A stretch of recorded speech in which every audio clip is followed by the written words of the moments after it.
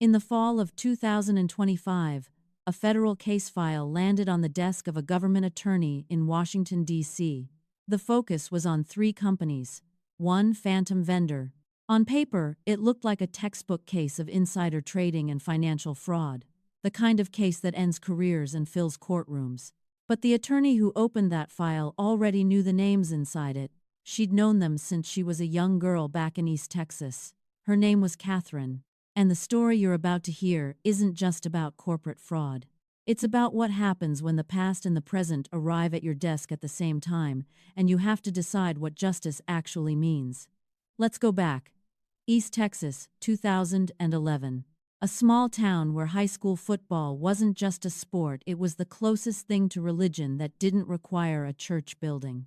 Catherine was 17. Her older brother Eastman was a senior, part of a 3A football team that had never been much to speak of. Then a transfer arrived, a handsome, 6'3" kid named Michael Thompson. Broad shoulders, quiet voice. He was the most handsome thing any of them had ever seen, with the kind of smile that made girls stop mid-sentence. Every girl in the school noticed Michael. That was just the truth. But Michael noticed Catherine. The first time they met, Eastman had brought him and a few teammates over to run plays in the backyard. It was the first time a black person had ever stepped foot in that house, and her parents made sure Eastman understood privately, sharply, that those boys were not welcome back. That lasted about 6 weeks. Because the high school football team, that hadn't had a winning record in over a decade, was still undefeated, and their standout quarterback, Michael Thompson, had become a star athlete. Michael went on to lead that 3A team to an undefeated season and a state championship. And along the way, Catherine's father, a man she had heard use racial slurs with the casual comfort of someone who'd never been challenged on it, was inviting Michael to dinner. Every weekend, scheming with him and Eastman about playoff strategy. Strange thing, East Texas football. It could make a bigot forget who he was, at least temporarily.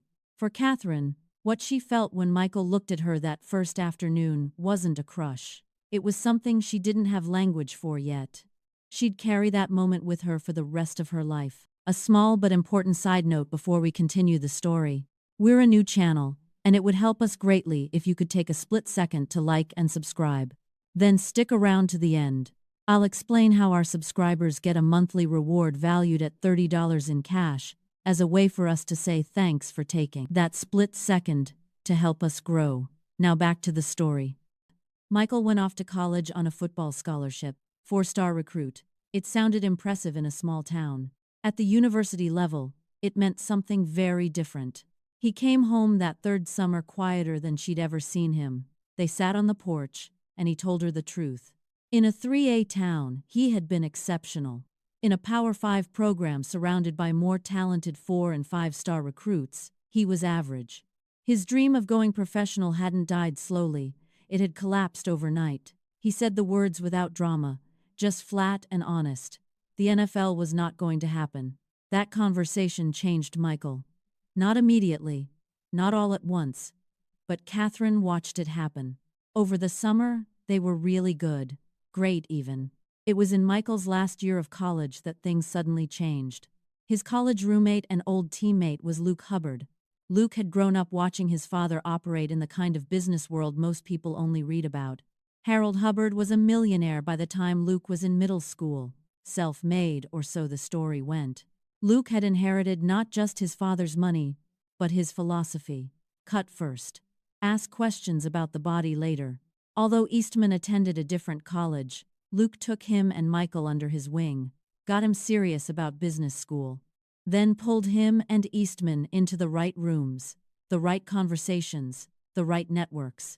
He spoke with his father about starting a business after college, and he wanted to bring both his friends along. Harold Hubbard, seeing in Michael the same thing everyone saw, that rare combination of charisma and credibility, agreed to back his son's business venture. There was one condition. The idea of mixing races was something Harold Hubbard could not tolerate. He stated, there was enough wealth for everyone, including a young man of Michael's character, to accumulate, but only if he followed the guidelines. They were simple. Stop dating that white girl, and don't be seen with another one ever. After that meeting, Michael just stopped calling. stopped coming to see Catherine. When the three young men returned for their final college break that year, Michael totally avoided her. Luke made a point of finding Catherine at a mutual gathering. He looked her up and down with a smirk that she would never forget. He told her everything about him, Eastman, and Michael, starting a business network, backed by his father's money and influence. He told her about the deal Michael took to be a part of it, and said that if she'd been prettier, not just cute, but actually pretty, maybe Michael would have chosen her over a career that would put him in the top 3% of incomes in the country. Then he laughed and walked away. Eastman tried to smooth it over later, said Luke was just like that, said deep down he was decent. Catherine didn't believe it. She had seen what was underneath the smirk, and it wasn't decency. He admitted that Michael had come to him about a troubling decision, but it had nothing at all to do with Catherine. At the time, she wanted to believe her brother, but it wasn't to be. The worst moment came privately. Michael found her alone before they all left for New York. He told her he still wanted to be with her. He just needed it to be private, hidden, something no one could find out about. It was the same offer her mother had once given her about dating a black boy in their small town. Keep it secret, don't let anyone know. Her mother meant it out of shame.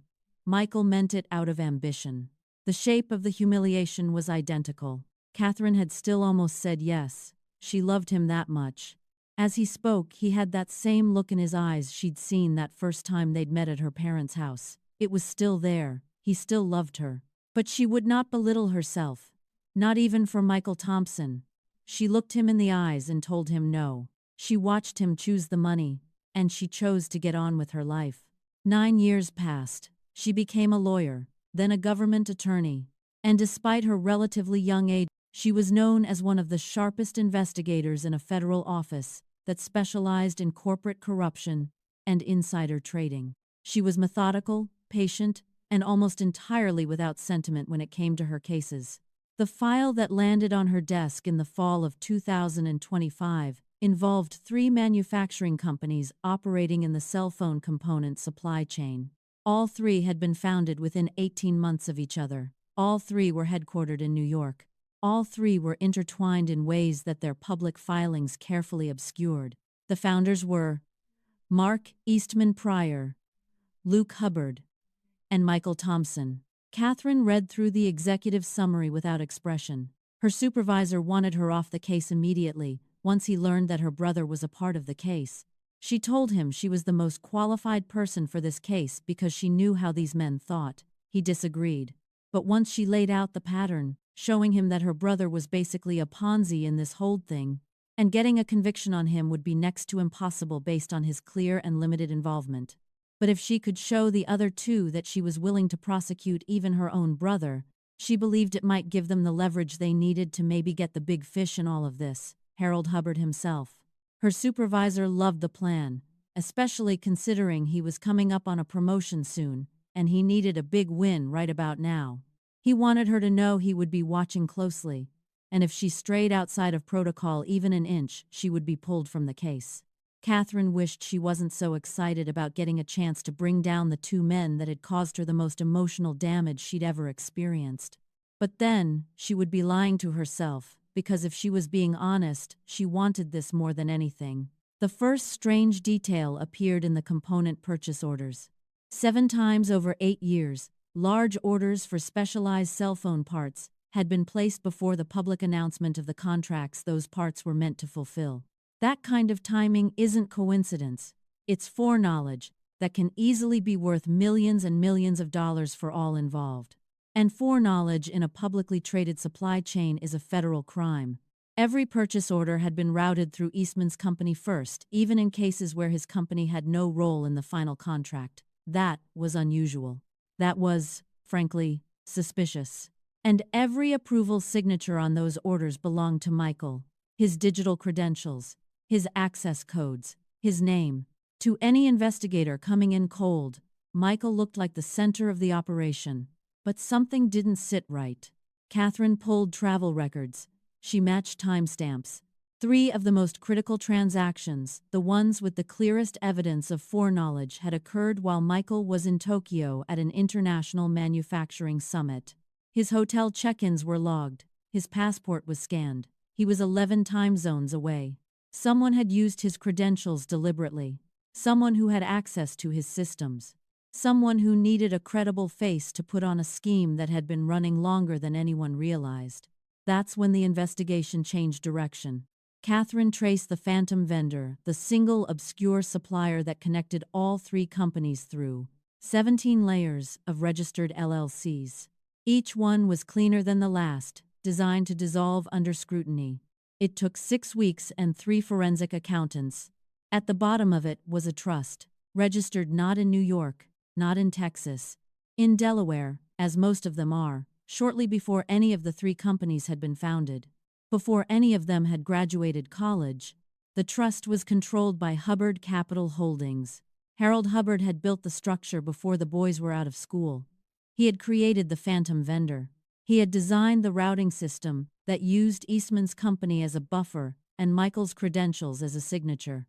Luke had known. Luke had always known.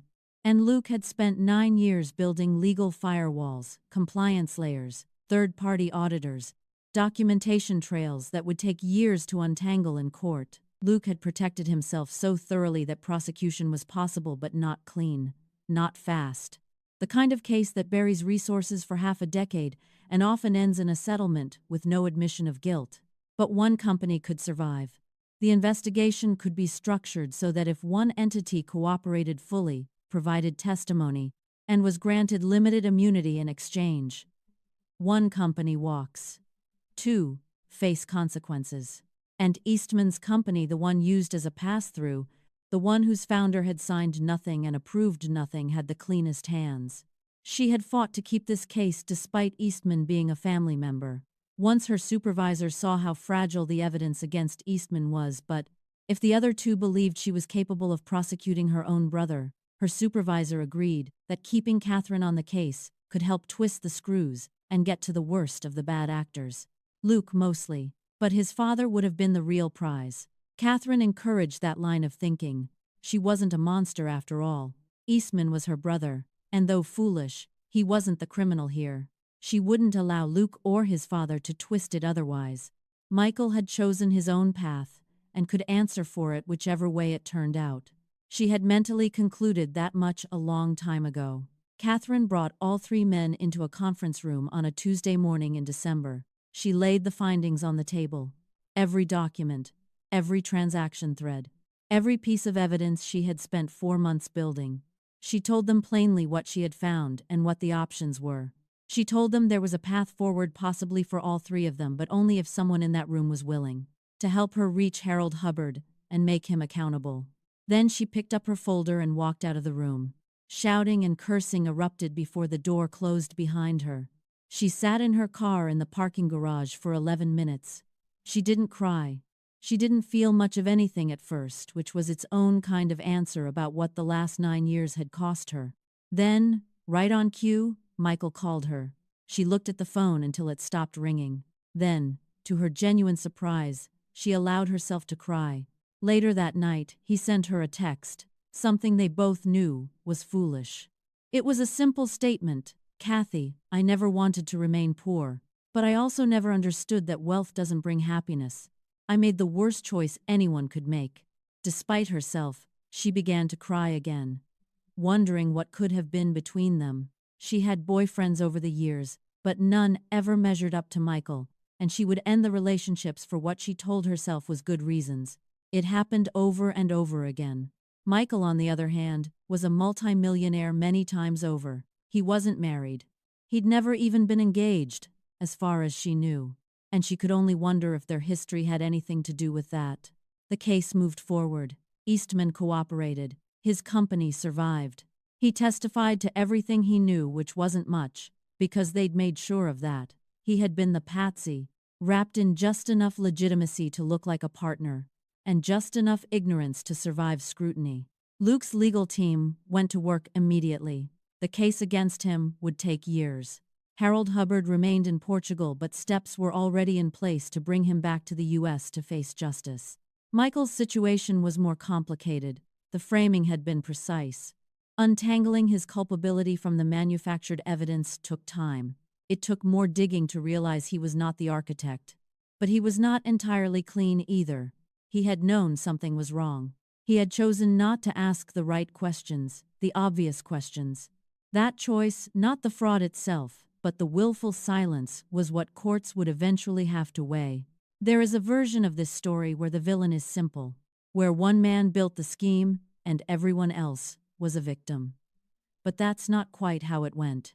Harold Hubbard built the structure, Luke Hubbard maintained it, and Michael, the boy from East Texas who had once looked at a 17-year-old girl like she was the most important thing in a complicated world, had stood in proximity to the truth for 9 years and never once reached for it. He hadn't chosen status over character. He had chosen comfort. He had chosen the money and the status and the version of himself that fit neatly into Harold Hubbard's design. And he had left behind the one person who, years later, would be the only one with both the authority and the history to see the full shape of what had been done. Catherine hadn't set out to come across his name in a federal file. She hadn't engineered the irony, but she hadn't run from it either. Some people spend their whole lives waiting for the moment when the past arrives at their desk and asks them what they're made of. She already knew the answer. She'd known it since the day she walked away from a secret that wasn't worth keeping. The investigation into Hubbard Capital Holdings and its affiliated manufacturing entities remains ongoing. No names in this story are those of real individuals. The patterns, however, the shell structures, the credential theft, the deliberate insulation of wealth behind layers of compliance, are as real as any case file you'll find in federal court records. They happen more than people think. Join our email priority notification list and get a monthly reward valued at $30 free as our thank you gift. The link is in the description. We drop new episodes weekly, but YouTube's algorithm doesn't always alert you. Our priority email list ensures you get every story straight to your inbox before anyone else. Plus, that monthly $30 reward is our way of saying thanks for being part of the inner circle. Thanks for watching.